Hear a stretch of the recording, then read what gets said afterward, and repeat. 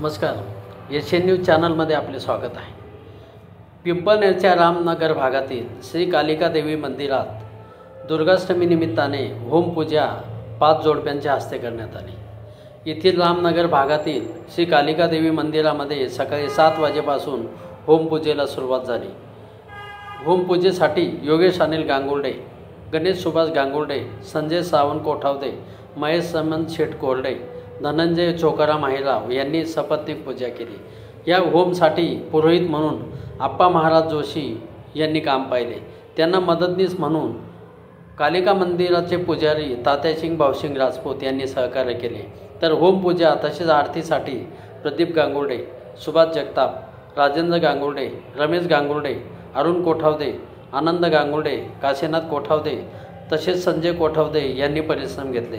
श्री सप्तशृंगी माता मंदिर घोड्यामाळ येथील बिजासनी नगरामध्ये बिजासनी मंदिरात तसेच एकविरा देवी मंदिरामध्ये आज दुर्गाष्टमी निमित्ताने होमपूजा करण्यात आली। आज भाऊबंदकीचा अष्टमीला चक्रपूजेचा कार्यक्रम होता। या निमित्ताने हा कार्यक्रम संपन्न झाला। मनातील कटुता दूर करून भाऊबंदकीला आमंत्रित करून एकात्मतेचे दर्शन या निमित्ताने घडवले जाते। पिंपळनेर शहरातील वेगवेगळ्या मंदिरांमध्ये वेगवेगळ्या मंडळांतर्फे ही होमपूजा आयोजित करण्यात आली असून नवरात्रोत्सवामध्ये या निमित्ताने संपूर्ण शहर एकात्मतेच्या निमित्ताने एक वेगळ्या संस्कृतीचे दर्शन घडवत असते। ह्या काळामध्ये प्रत्येक मंदिरावर विद्युत रोषणाई करण्यात येते। मंदिरावर आता दर्शनासाठी मोठी गर्दी होत आहे।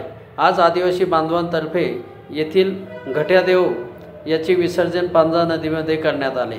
एशियन न्यूजसाठी प्रतिनिधी सुभाष जगताप, पिंपळनेर। धन्यवाद। फोटो काढले तुमच्या पटापट आणि व्हिडिओ काढले। कालिका माते की जय। तुला काही दक्षिणा द्यावत नाही, त्या तू काय इथले कापळत नको करू। त्याचे दक्षिणा दुसरी त्या पेपर मध्ये टाकते अंडा कोणी काढू सोडणार नको करू मारे।